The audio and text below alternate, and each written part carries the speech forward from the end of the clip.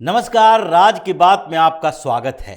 इन दिनों supreme court में एक नई चर्चा चल रही थी और वो चर्चा थी इस बात को लेकर कि क्या अब देश में कोई भी राष्ट्रद्रोह करने वाला नहीं है, राजद्रोह करने वाला नहीं है।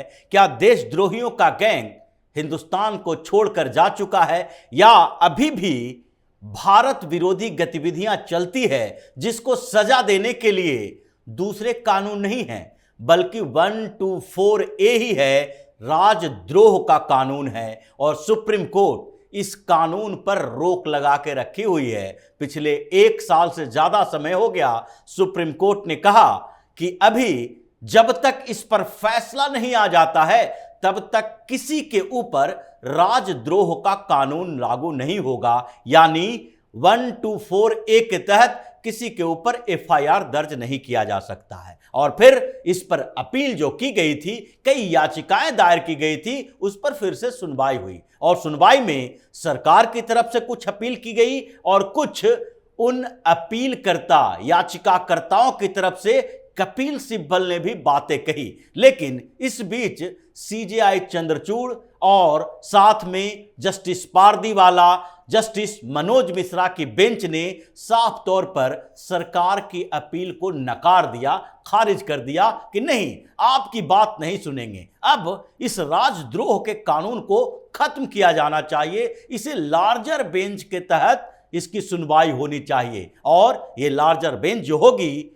वो 5 या 7 जजों की होगी, क्योंकि इससे पहले 1962 में जो इसे सुप्रीम कोर्ट ने वैध करार दिया था वो मामला था केदार सिंह वर्सेस बिहार गवर्नमेंट। केदार सिंह बनाम बिहार सरकार के उस मामले में सुप्रीम कोर्ट ने ही फैसला दिया था कि 124A यानी राजद्रोह का कानून वैध है और इसको अभी जारी रखना चाहिए और इसको जारी रखने का कुछ समय निर्धारित कर दें, ये एक अलग बात थी। लेकिन अब उन 1962 के फैसले की समीक्षा जब की जानी है तो 5 या 7 जजों की बेंच इसके ऊपर फैसला करे। लेकिन सरकार की अपील क्या थी? सरकार की तरफ से जो अटॉर्नी जनरल R वेंकटरमण भी आए और उनके साथ SG तुषार मेहता भी, यानी सॉलिसिटर जनरल तुषार मेहता ने भी दलीलें दी थी। और पिछले दिनों तुषार मेहता ने यह बात कही थी कि अभी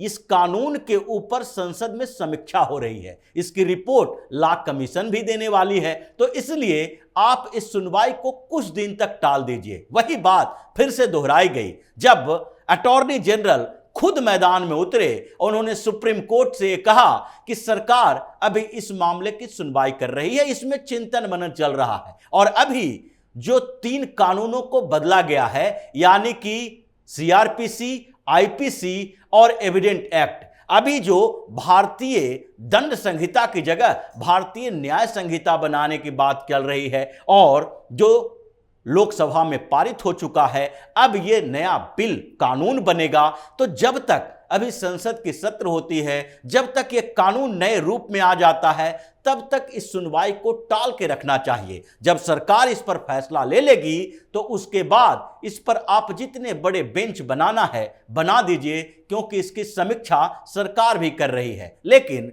CJI चंद्रचूड़ को न सॉलिसिटर जनरल की बात न ही अटॉर्नी जनरल की बात, यानी कि सरकार की बातों में कोई इंटरेस्ट नहीं है। सरकार अगर कोई बात, कोई रिक्वेस्ट कर रही है तो उसे ये लोग समझते हैं कि अपने फायदे के लिए किया जा रहा है और राष्ट्रहित की बात तो सिर्फ सुप्रीम कोर्ट में ही तय होगा। जबकि देशद्रोह का मामला, जो पहले राजद्रोह कहा जाता था और भारतीय न्याय संहिता में इसे राजद्रोह नहीं बल्कि देशद्रोह कहा गया है। देशद्रोह जिसमें धारा 150 के तहत इसमें अब मामला दर्ज किया जाएगा और कुछ बदलाव भी किए गए हैं, लेकिन उस पर चर्चा बाद में करेंगे। पहले यह देखते हैं कि सुप्रीम कोर्ट ने इस बात को क्यों नहीं माना, क्योंकि सुप्रीम कोर्ट में ये जो दूसरे पक्ष के वकील कपिल सिब्बल थे, ये चिल्ला चिल्ला कर कह रहे थे कि मिलोड, अगर आप इस कानून के बारे में समीक्षा नहीं करेंगे,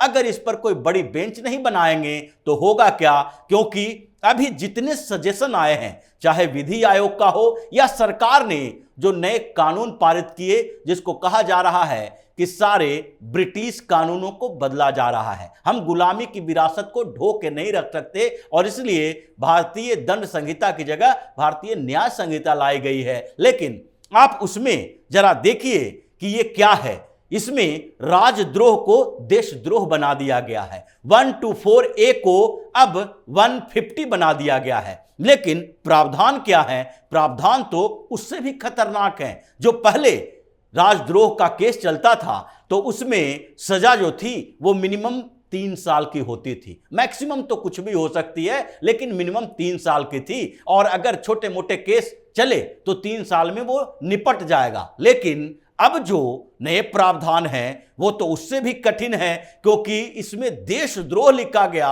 और देशद्रोह की सजा मिनिमम 7 साल कर दी गई है, मैक्सिमम तो उम्र कैद भी हो सकती है, लेकिन मिनिमम 3 साल से 7 साल। अगर किसी के ऊपर देशद्रोह का केस दर्ज हुआ तो वो 7 साल के लिए जेल के अंदर जाएगा। इसलिए सरकार पर भरोसा मत कीजिए, बल्कि भरोसा हमारे ऊपर कीजिए, क्योंकि हम ही तो देश की रक्षा करने वाले हैं। ये जो कपिल सिब्बल बार बार अपने आप को देश के रक्षक साबित करने में सुप्रीम कोर्ट का सहारा लेते हैं, उन्होंने ये कुछ दलीलें दी और उसके बाद सुप्रीम कोर्ट मान गई कि सरकार इस पर क्या फैसला लेगी, हम ही इस पर चर्चा करेंगे और बड़ी बेंच यानी 5 या 7 जजों की बेंच इस पर फैसला करेगी। और उन 7 जजों या 5 जजों को नियुक्त कौन करेंगे? रोटेशन देना सीजेआई चंद्रचूड़ का काम है। वही तय करेंगे कि कौन कौन से जज साहब इसमें शामिल होंगे, क्योंकि उनकी लिस्ट में कुछ ऐसे नाम हो सकते हैं जिन्होंने पहले भी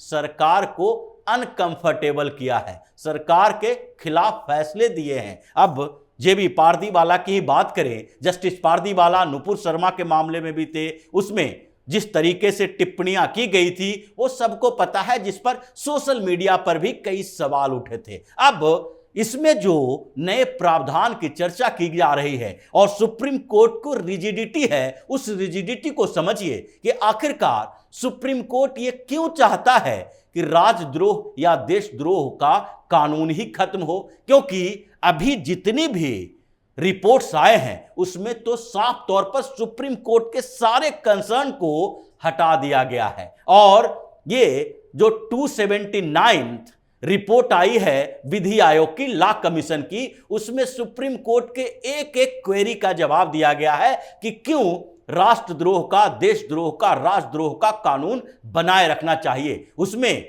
जो कि पूर्व जस्टिस ऋतु अवस्थी का ही है, और उसमें भी ऐसा नहीं होता कि लॉ कमीशन में बिना लॉ कानून की जानकारी वाले लोग रहते हैं। उस रिपोर्ट में कहा गया कि सुप्रीम कोर्ट का मानना है कि यह ब्रिटिश कालीन कानून है और उस समय चूंकि राज के खिलाफ, देश के खिलाफ, शासक के खिलाफ जो द्रोह का मामला आता था वो सारे स्वतंत्रता सेनानियों के खिलाफ आता था, इसलिए इसे खत्म किया जाना चाहिए। लेकिन इस पर विधि आयोग की रिपोर्ट में साफ तौर पर कहा गया है कि क्या सुप्रीम कोर्ट को यह लगता है कि देशद्रोही लोग उसी समय थे, या उस समय तो देशद्रोह का कानून जिसके खिलाफ लगता था वो अपनी स्वतंत्रता के लिए लड़ रहे थे। आज जो देशद्रोही लोग हैं वो अपने निजी स्वार्थ के लिए हैं, तो कानून तो और कड़ा होना चाहिए, क्योंकि उस समय अंग्रेज इसका इस्तेमाल गलत तरीके से करता था। आज तो सरकार इसका इस्तेमाल करेगी, दुरुपयोग नहीं करेगी। क्योंकि क्या सुप्रीम कोर्ट को यह लगता है कि आज देश के खिलाफ गतिविधियां नहीं हो रही है? पाकिस्तान के सहायता से, अरब की सहायता से, ब्रिटेन और यूरोप की सहायता से, अमेरिका की सहायता से जो विदेशी फंडिंग लेकर यहां पर ऐसे लोग हैं जो देश की खुफिया सूचना तक बेच रहे हैं, वो क्या देशद्रोही नहीं है?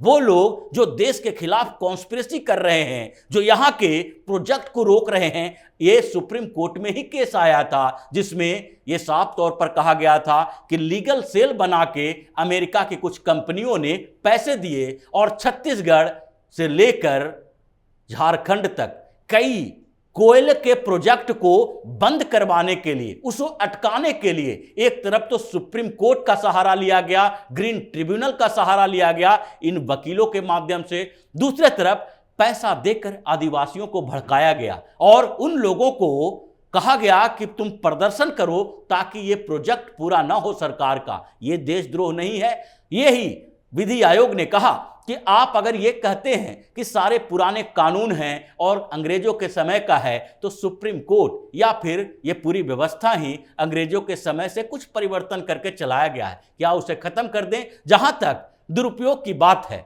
तो कौन से ऐसे कानून हैं जिसका दुरुपयोग नहीं होता है? क्या अगर महिलाओं की सुरक्षा के लिए जितने कानून बनाए गए हैं, यानी कि महिलाओं को घूर कर देखना भी अपराध होगा, महिलाओं के लिए जो रेप से, बलात्कार से सुरक्षा के लिए, जो उनके शोषण से, डोमेस्टिक वायलेंस से, दहेज उत्पीड़न से सुरक्षा के लिए कानून बनाए गए हैं, उसका दुरुपयोग नहीं होता? इसी सुप्रीम कोर्ट की रिपोर्ट में कही गई है 60% ऐसे केसेस जो होते हैं महिलाओं से छेड़खानी के, वो फर्जी होते हैं। और ये रिपोर्ट भी, सरकार की भी रिपोर्ट आई है जिसमें कंप्रोमाइज होते हैं। क्या हरिजन एक्ट का दुरुपयोग नहीं होता? इसलिए तो सुप्रीम कोर्ट ने फैसला दिया था कि हरिजन एक्ट जिसका इतना ज्यादा दुरुपयोग हो रहा है, अब इसे डीएसपी से नीचे के लेवल के किसी अधिकारी को जांच करने का आदेश नहीं दिया जा सकता। और यहां तक भी सुप्रीम कोर्ट ने कहा था कि इस कानून के तहत आप पहले तत्काल हरिजन एक्ट लगाते ही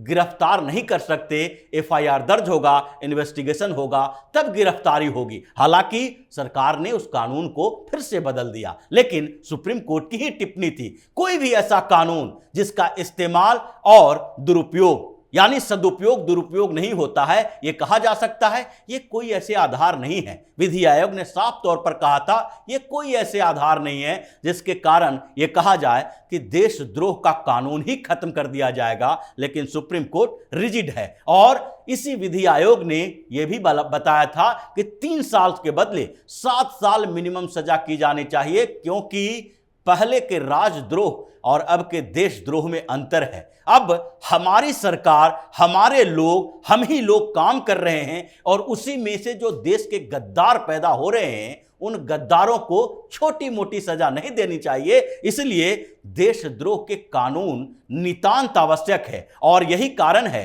कि सरकार ने जो अभी सीआरपीसी, आईपीसी, एविडेंस एक्ट, ये तीनों में बदलाव किए, उसमें भी सेक्शन 150 जोड़ा गया है, जिसमें 2 परिवर्तन किए गए। एक परिवर्तन तो यही था कि राजद्रोह नहीं रहेगा, यानी कि राज्य के खिलाफ, सरकार के खिलाफ कोई गलत गतिविधियां करने से उसको राजद्रोह का केस नहीं चलेगा, लेकिन देशद्रोह रहेगा। यानी कि राजद्रोह को देशद्रोह कर दिया गया, क्योंकि अब देश के खिलाफ अगर कोई कॉन्स्पिरेसी कर रहा है, इंटरनल सिक्योरिटी को ब्रीच कर रहा है, हिंसा दंगा फैला रहा है, सेपरेटिस्ट मूवमेंट चला रहा है, यानी कि देश के टुकड़े करने की कोशिश कर रहा है अलग अलग जगहों पर, जो कि आजादी के नारे लगाए जा रहे हैं, तो क्या वो देशद्रोह नहीं होगा? और अगर देशद्रोह है तो उसके लिए कड़ी सजा भी चाहिए। यही सरकार ने किया था और अभी ये कानून बनना बाकी है, क्योंकि दोनों सदनों से पास नहीं हुआ है। और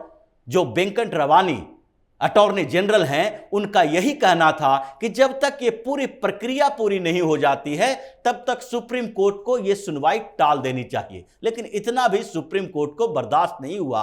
अब तो उनके इरादे पर सवाल उठता है कि क्या सुप्रीम कोर्ट सही में उन देशद्रोह के कानून में फंसे लोगों को, या फिर जो देशद्रोही गतिविधियां करता है उसको सजा देना नहीं चाहता है, या फिर इनको लगता है कि ये कानून निहायत ऐसे है जिसका केवल दुरुपयोग हो रहा है। अब ये सवाल उठ रहा है, बहस छिड़ी है, सुप्रीम कोर्ट में भी बहस छिड़ी और बाहर भी बहस चल रही है कि सुप्रीम कोर्ट देशद्रोह के मामले पर कैसा स्टैंड रखता है। तो इसी तरह की खबरों के साथ फिर से हाजिर होंगे, तब तक के लिए बने रहिए हमारे साथ और देते रहिए हमें सहयोग, ताकि इसी तरह की खबर हम आपके लाते रहें।